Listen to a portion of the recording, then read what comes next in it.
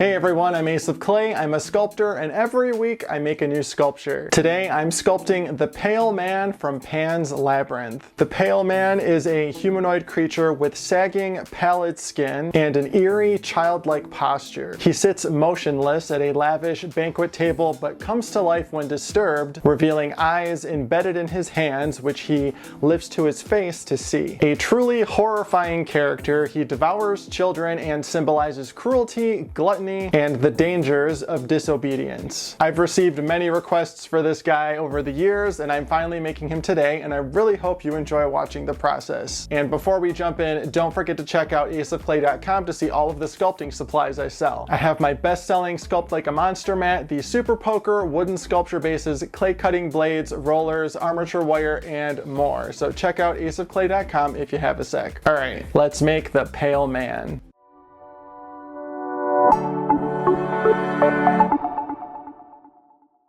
Alright, let's get started. I've got my wooden plaque here, some 10 gauge wire, and my Sticky Bones figure. He's going to help me figure out my pose for this project. This guy is great for reference. I also have his Posenado, which allows me to spin him around and see him from every angle. Alright, that's looking pretty good. You can also save 10% at stickybones.com using my code ACEOFCLAY.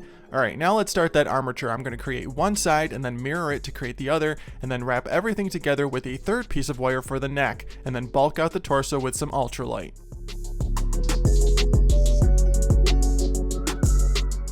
That's looking pretty good. Let's get him in the oven. And once that's baked and cooled down, let's cover our torso in some Super Sculpey Living Doll. I'm adding this nice even sheet over the entire thing, and then we can start working on the legs.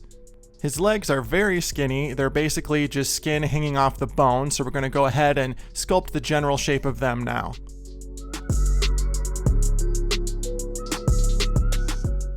Now this guy is covered in drooping, sagging flaps of skin. So we're going to go ahead and add the first one to his leg right here using a snake of clay, and then adding another flap on top of it to add some more mass to his upper thigh area. For most of the flaps though, I'm just going to use a snake of clay so that I don't add too much volume.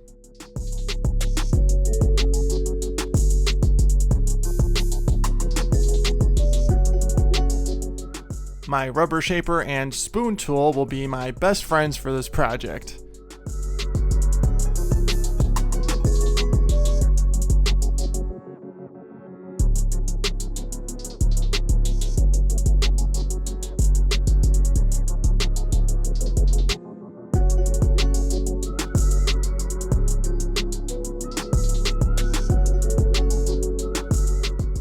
After finishing the other leg off camera, it's time to work our way up and start on this big flap of skin that he has hanging below his abdomen.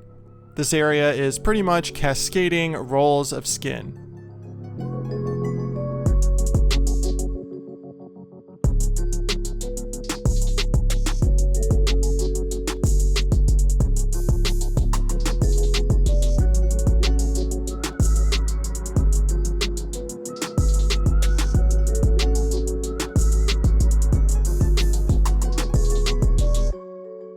Once the last flap is on, I'm going to use this blade to sort of chisel out his abdomen and make him look less flat. Now I'm going to use my rubber shaper to create some of those fun skin details.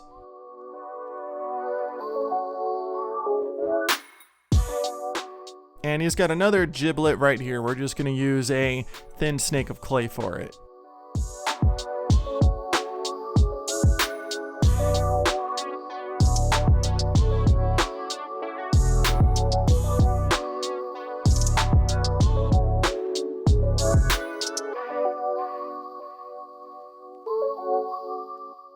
Now using my Super Poker, I'm going to blend some things with the large end and then use the pokey end to create some deeper skin wrinkles.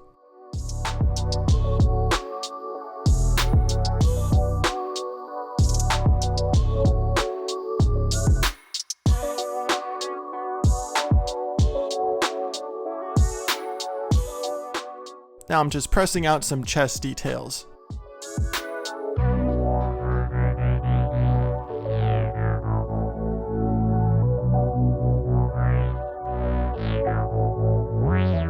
And he's got some pretty defined man giblets hanging off his chest, so we're going to go ahead and add the first one and the second one. Perfect. Now let's refine things a little bit and add that sternum texture back.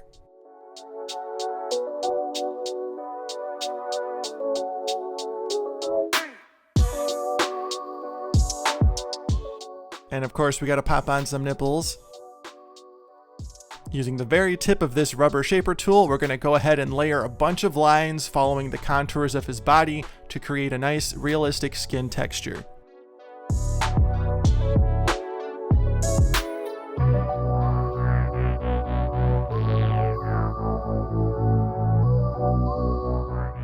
Now let's take a sec to talk about our sponsor.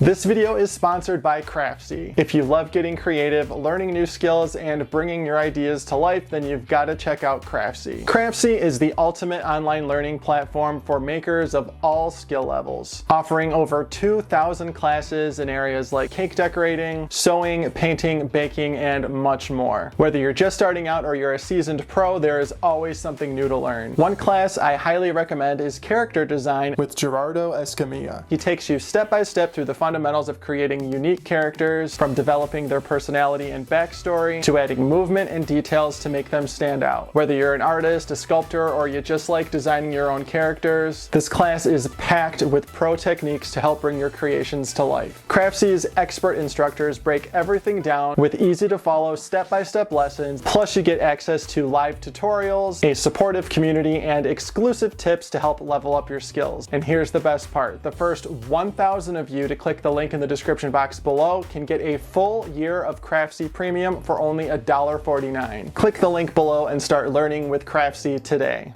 Now let's get moving on his head. I covered a ball of aluminum foil with some clay, adding a skewer to hold on to while I sculpt the details, and we're going to start by roughing out the mouth area. Once everything's been mapped out, I'm going to use my spoon tool and start carving away the details. At first glance, this guy's face looks completely flat, but he does have a little mound where you would think his nose would be on his face. So we're going to go ahead and blend that in now, being careful to make it as seamless as possible.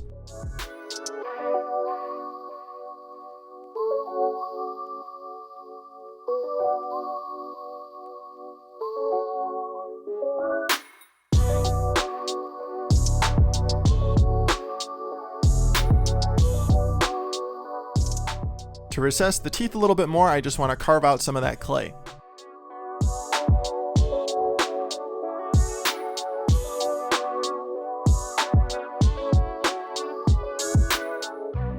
Now let's shape out his tiny teeth.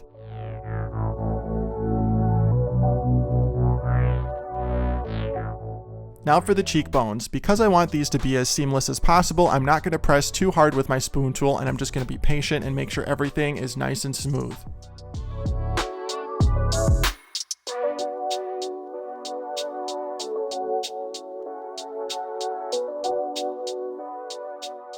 For the ears, I added a little snake of clay in a C shape, blended the inside in with the rest of his face, refined things, and then poked out all the details with this tiny ball stylus.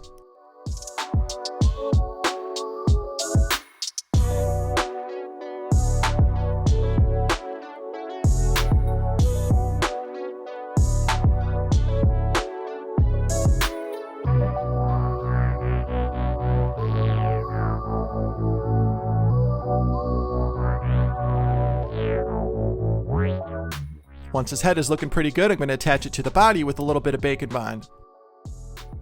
And now it's time to create his neck.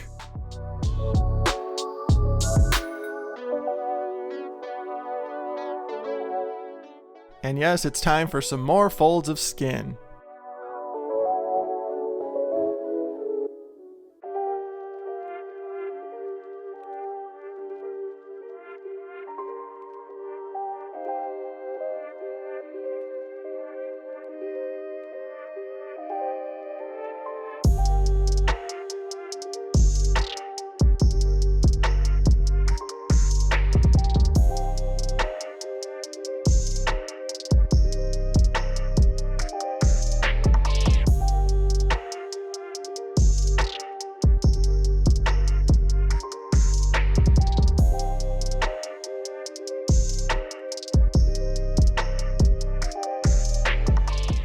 He has this little center line going down the middle of his neck, so I'm going to go ahead and add a tiny snake of clay to create that.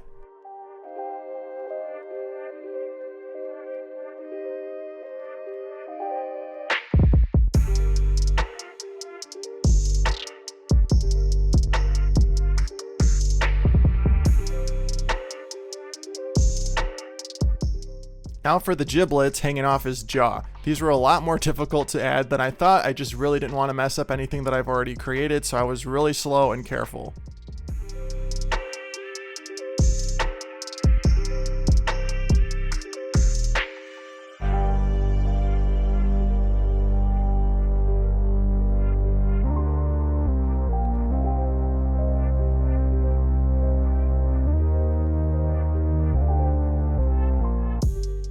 Now one last fold on the neck.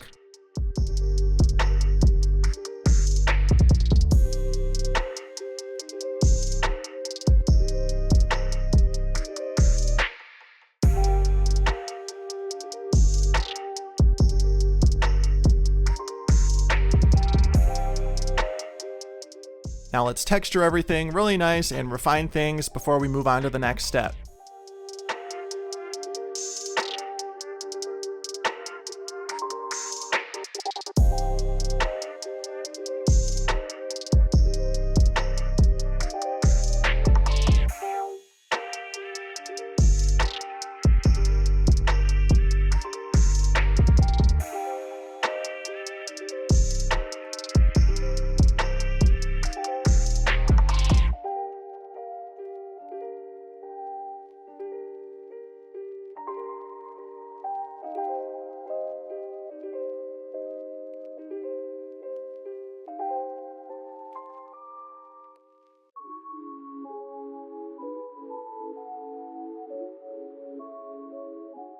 His front's looking pretty good, but we do have to make the back too. That's the fun part of making a sculpture and not a drawing. So we're going to go ahead and start with some shoulder blades. One hack that I like to use for sculpting the back of a sculpture is to remove all the clay from it, pre-bake it, and then come back and add your clay and sculpt it from there, and you don't have to worry about smashing the front. I did not do that for this project. I just held on to his arms for dear life.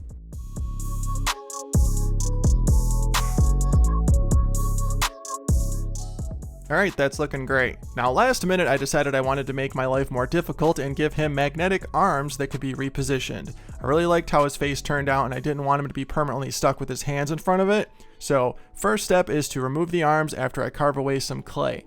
Here the panic is setting in and there is no turning back. Now in an ADHD twist of events, we're going to start working on his feet. I'm going to start by creating the general shape, cutting out the toes with this blade, and then detailing things with my spoon tool and rubber shaper.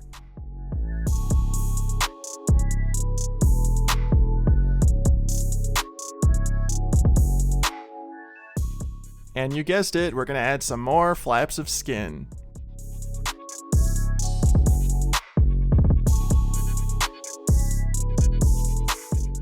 Now for some final touches before I bake him one last time. No clay softener because I don't want to ruin any of those fine details. Now that he's baked, we're going to sculpt his arms and figure out how to attach them with the magnets.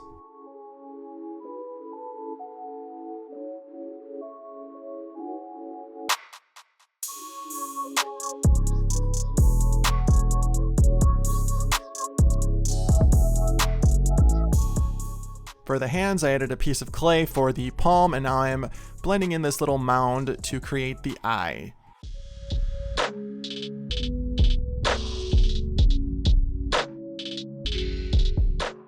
Now I'm going to attach his thumb and ball of his hand with one piece of clay, and then the rest of the fingers individually, like so. I do have a full-blown dedicated hand tutorial on my channel if you want to check that out. I show you how to make a hand with or without armature wire.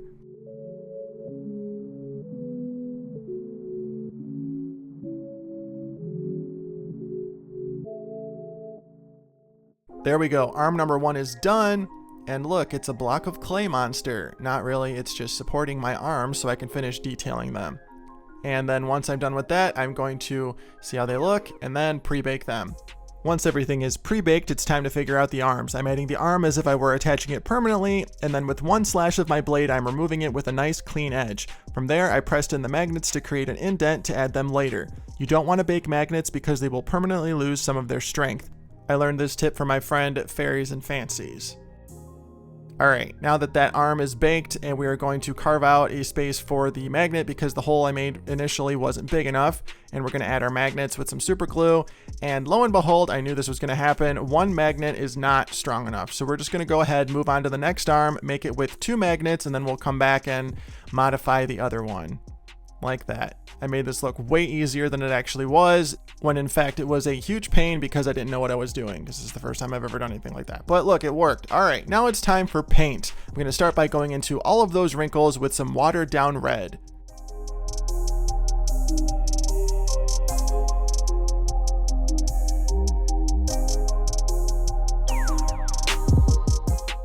For larger, splotchier areas of red, I'm using a larger brush. And then because I'm getting impatient, I'm just gonna use the red as a wash on the legs and wipe off the excess with a paper towel. Looks just as good. Now to make him even more pale and highlight him, I'm going in with a nice light beige dry brushing. Now let's paint up those arms. His hands are significantly more red than the rest of his arms, so I'm just focusing more red on them and tapering it off. And then we are going to add some black to the tips of his fingers. Now for the eyes.